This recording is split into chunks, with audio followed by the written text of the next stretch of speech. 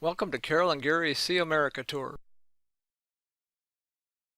Hello everyone. Carol, Jasper, and I are now in Seattle, Washington. Unlike some recent drives, this trip was uneventful, just a short hour-and-a-half drive north on Interstate 5. Our first outing in rainy Seattle was to find the original Starbucks coffee shop at 1912 Pike Place in Seattle. Starbucks was formed by three partners who met while students at the University of San Francisco. They opened a shop in Seattle on March 31, 1971, with the idea of selling high-quality coffee beans and the equipment needed to grind the beans after coffee roasting entrepreneur Alfred Peet taught them his roasting style. The only brewed coffee served in the first store was free samples. The company name Starbucks is taken from the chief mate in the book Moby Dick. After the weather cleared up and the sun came out, our next adventure was to check out the Seattle Space Needle. The Space Needle was designed and built for the 1962 World's Fair in Seattle. It was started with a doodle by Seattle hotel executive Eddie Carlson, chief organizer of the 1962 World's Fair. The underground foundation is 30 feet deep and 120 foot across. It took 467 cement trucks an entire day to fill the hole. This was the largest continuous concrete pour ever attempted in the West. Once the pour was completed, the foundation weighed as much as the Space Needle itself, establishing the center of gravity at just 5 feet above ground. The Space Needle officially opened on April 21, 1962, the first day of the World's Fair. During the 1962 World's Fair, an estimated 2.65 million people visited the Space Needle.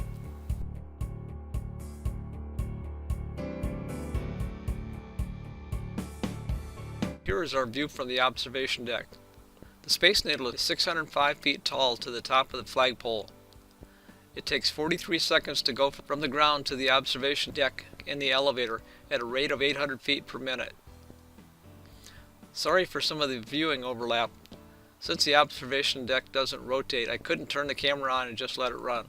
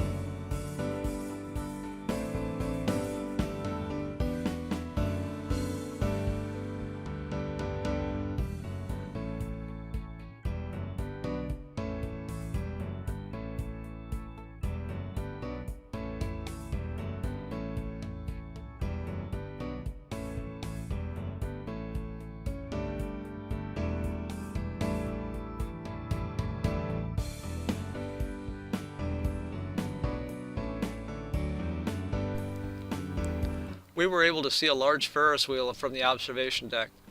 That Ferris wheel is 175 feet tall and was once the tallest Ferris wheel on the West Coast.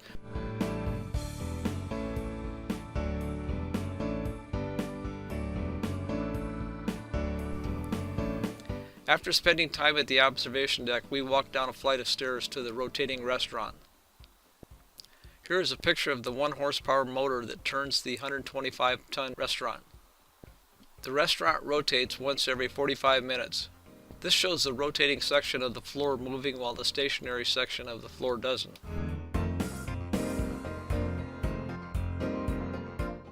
On our second sunny day in Seattle, we decided to travel back downtown and ride the monorail system. Here is a picture of what the lead car looks like sitting in the station. The Seattle monorail system was also built for the 1962 World's Fair. It is 4 cars connected together to form a small train that runs on 700 volts direct current.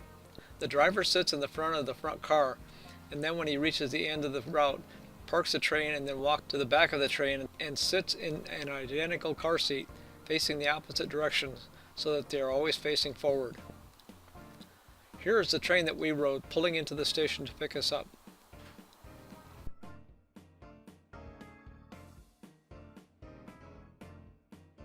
Here we are taking off.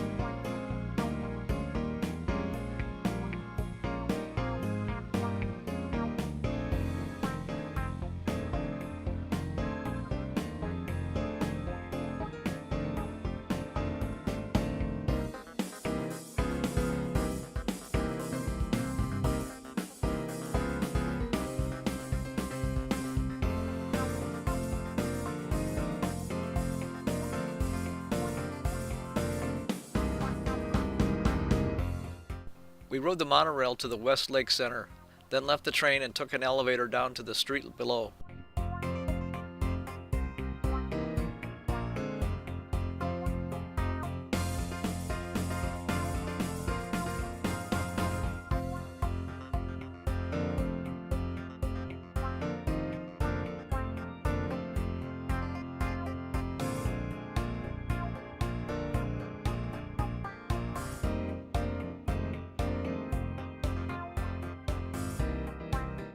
This is the overhead rail that the monorail runs on.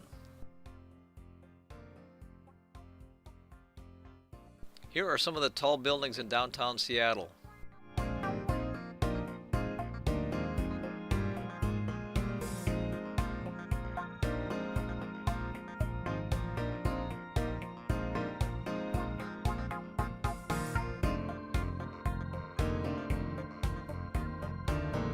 After walking around, we returned to the Westlake Center, took the elevator back up to the monorail platform, and returned to our original stop near the Space Needle.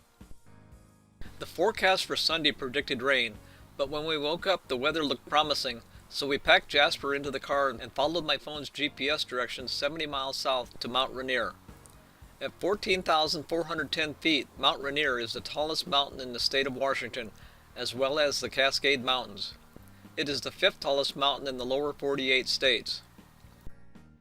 We followed Highway 169 southeast from Seattle, then turned onto Highway 410 and later 165. The last 11 miles of Highway 165 was a narrow, bumpy gravel road. But unfortunately, by the time we arrived at Mount Rainier National Park, it was so overcast that we couldn't even see the mountain. See how foggy it is in the background? Shortly after entering the park, we came to a sign saying that the road was closed.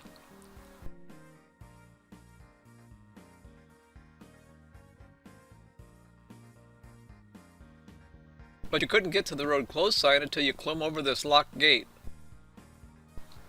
We did get to see a snow-capped Mount Rainier from a distance last Wednesday while driving north to Seattle, but we were bummed that we didn't get to see it up close today.